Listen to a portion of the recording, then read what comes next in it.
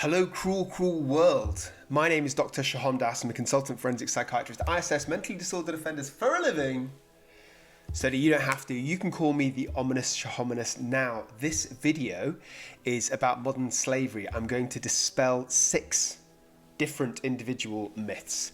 I'm going to give you some statistics, for example, how many estimates of people in modern slavery there are in the UK, according to the government. I'm going to tell you about 2 real-life stories of modern-day slavery, one of which is pretty dark. It ends in a word that rhymes with schmurder. I'm going to tell you about the emotional tactics and the psychological manipulation that's used. I'm going to educate you, and then on top of all of that, I'm going to tell you about a real-life case that I was personally involved in my role as a forensic psychiatrist. So I assessed a man to give evidence in court in his trial, and that was related to modern-day slavery. It's going to be so much blood. You'll laugh, you'll cry, you'll barf, you'll die. Before we start, I've got a quick question for you, my Psych for Sore guys. Which musical icon recently made some very controversial comments about slavery? What did he or she or they, don't cancel me, say? Answers later on in this episode. Have a think. Let's see if you know. Okay, enough foreplay. Let's get into it. Intro, please.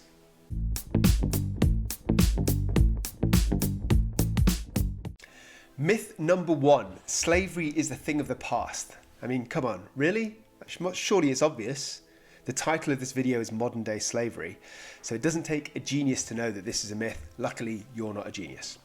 So slavery exists currently across the globe in various forms.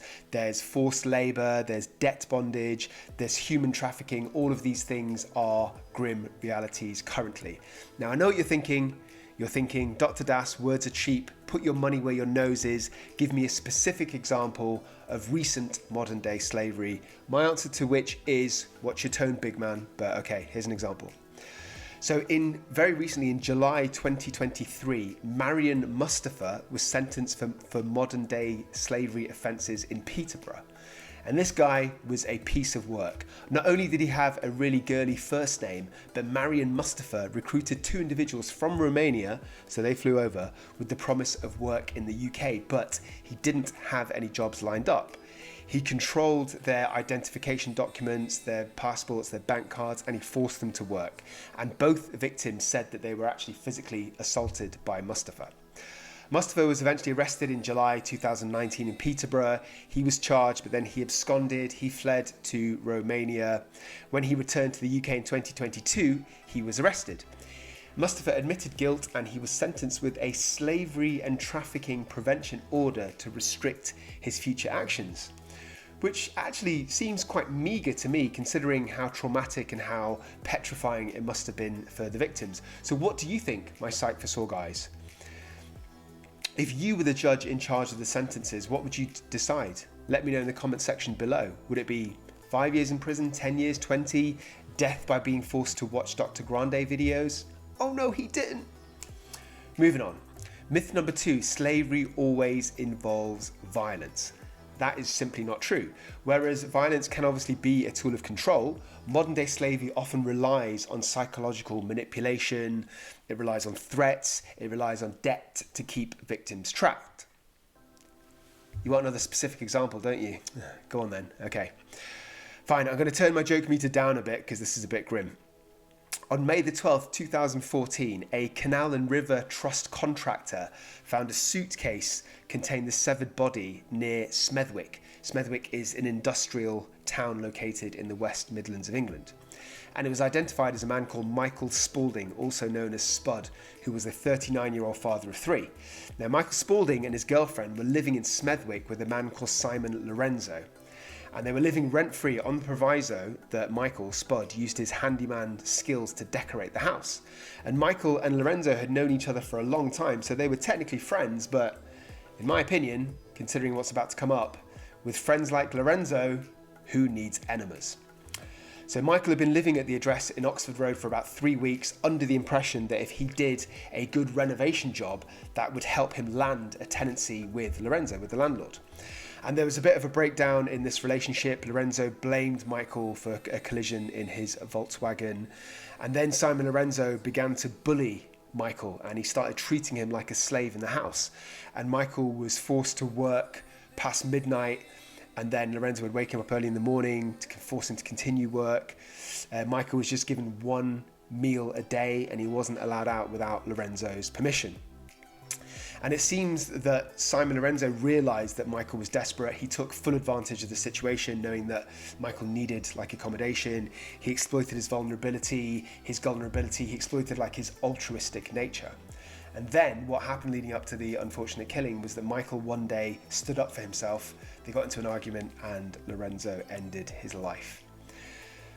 After the discovery of the body, the police went to Lorenzo's house because they knew that Michael was staying there. They discovered tiny little blood droplets on a wall in the lounge, but the most crucial part of evidence they found in an oil drum in the back garden that had been set alight, and they found a charred skeleton of a humerus bone which was found amongst the ashes, and then police linked this to Michael's body.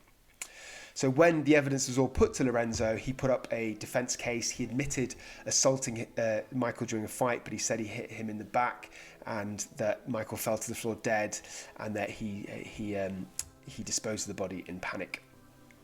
So a pretty grim story. That actually reminds me of the case of Shakira Spencer. You might recognize that name. So she was news a few months ago because I think it was either 3 or 4 people who had been involved in treating her for slave labor. They kind of tortured her. They treated her just horribly, and then eventually she died of emaciation. So I've actually done a video on my channel about the kind of psychological reasons why Shakira didn't escape that situation. Always be plugging.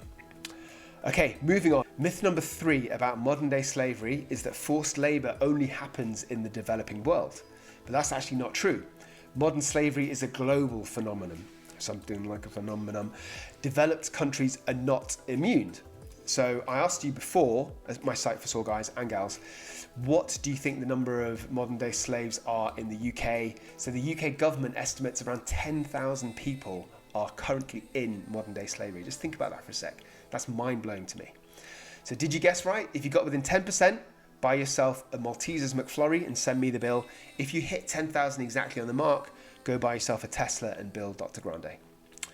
So on top of that, there's been actually a rise in referrals to the National Referral Mechanism, which is like the system to identify and support victims. To be specific, in the year ending December 2022, there were 7,936 referrals for potential victims of slave labour. And that's according to the National Crime Agency. Okay, another kind of question which links to that, my Psych for Sore guys and gals, is what common places in the UK might you find these victims of modern day slavery? So what kind of work environments? Let me know in the Schmummet section and I will tell you the answer a bit later in this episode. Myth number 4 about modern day slavery is that slaves can just leave if they want to. Come on, we've all seen Django Unchained. It's really easy to escape from a slave plantation. All you have to do is get your hands on a gun, and it just so happens that you have some phenomenal innate shooting skills. You'll be amazingly accurate. You'll shoot and kill literally thousands of bad guys from long range, and all of them seem to miss you despite the fact that you've had no formal weapons training. So it's simples, right? The reality is that modern day slave drivers use emotional manipulation as well as, or instead of, physical restraint. So for you guys, I'm going to do a video inside a video inside a video. Here is a list of some of the emotional tactics used by modern day slave drivers. Number 1 tactic used by modern day slave drivers is fear or threats against the victim's own safety or their family. So for example, you might get illegal immigrants that are taken to another country, and the people who trafficked them convince them that the police authorities will arrest those people, will deport them, or that they'll end up in even more trouble, so that them being there is actually illegal and they'll end up in prison in much harsher conditions than they're facing now in forced labour.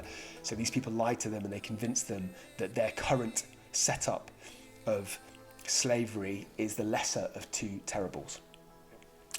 Number 2 emotional manipulation tactic used by slave drivers is debt bondage. So again, in this example where you have somebody that's been trafficked over, they owe the trafficker money and they keep adding like more and more to the debt. So they have to pay not only for taking them across, but for feeding them, for housing them. And it's obviously it's all intentional. The point is that they'll never get to pay the debt, so they get into the spiral of debt, so they're kind of under the control of these slave drivers.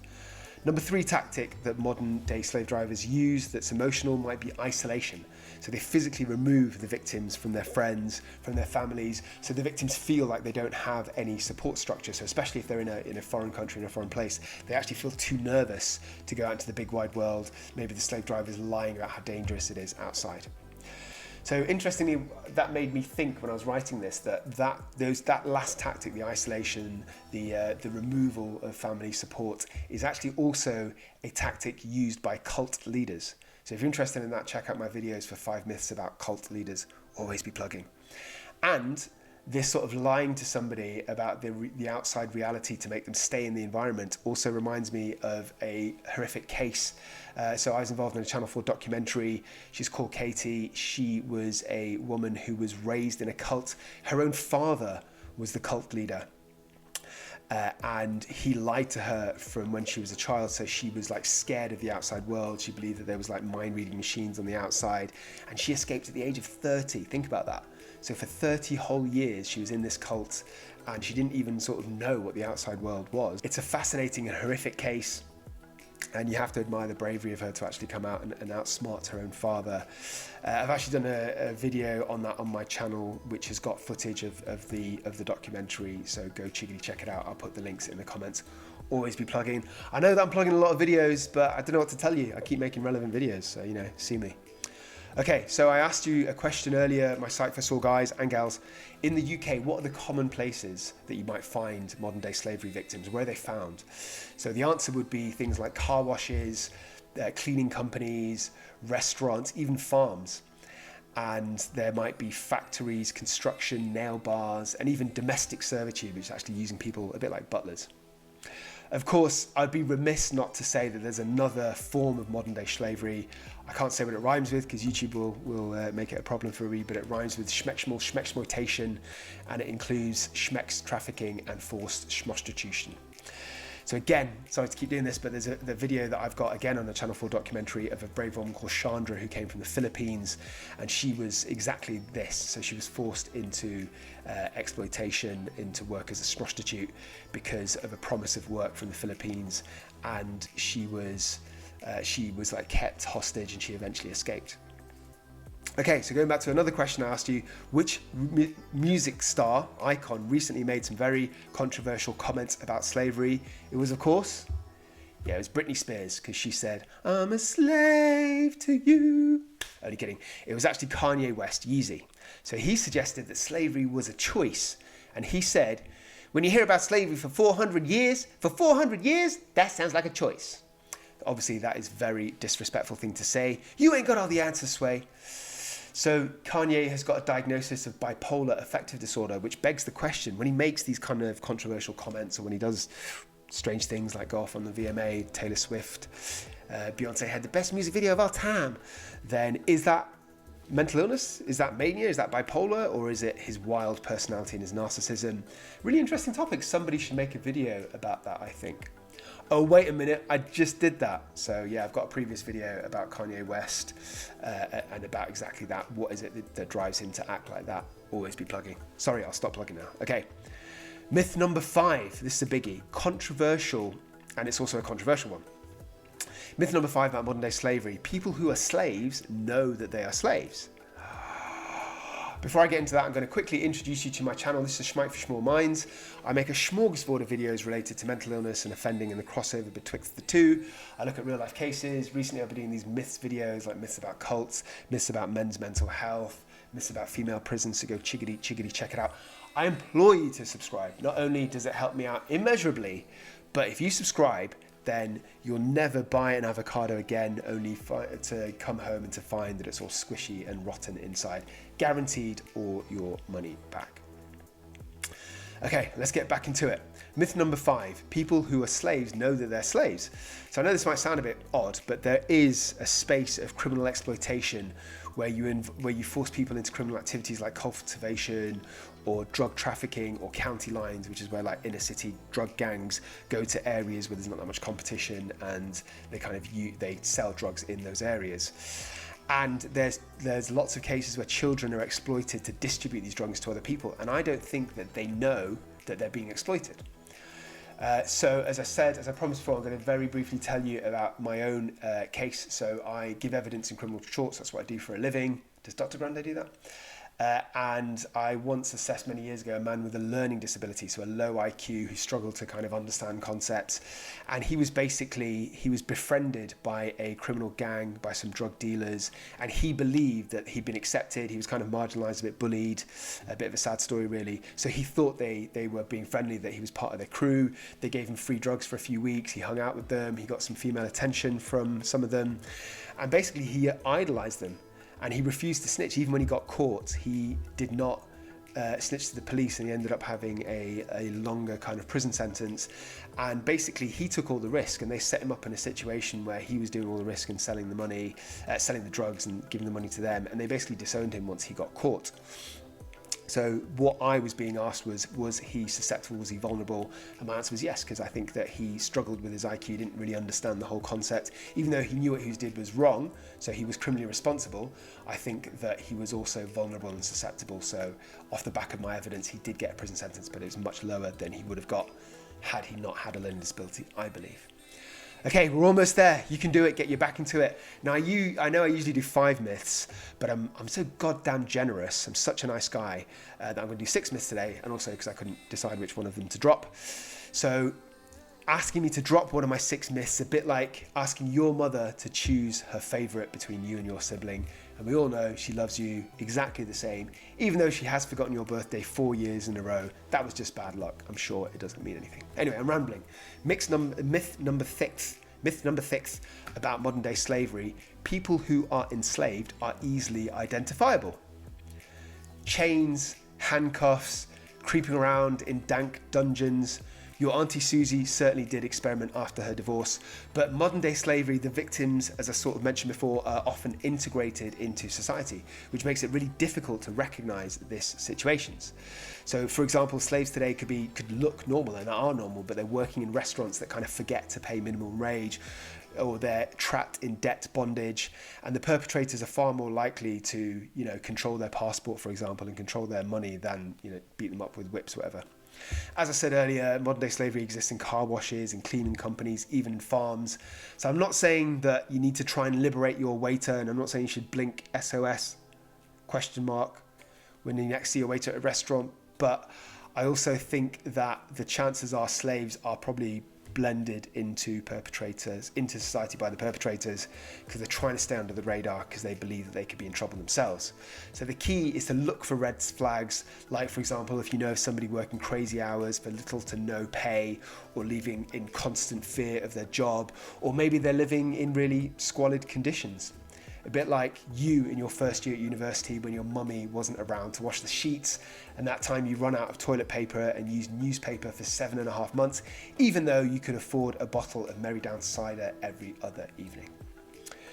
Okay, so if you're thinking what I'm thinking, which is what the hell are you talking about, Dr. Das, don't worry, I'm going to get to the last bit.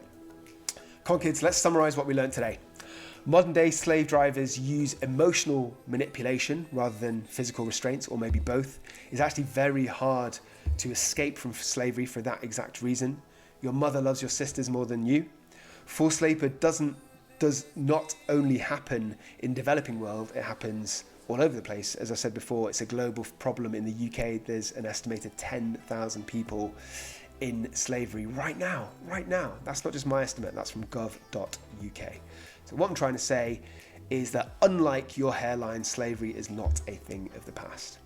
Okay, that's it from me today. Have a blessed day. Buy my goddamn book, stay euthymic, and do not forget, I love you.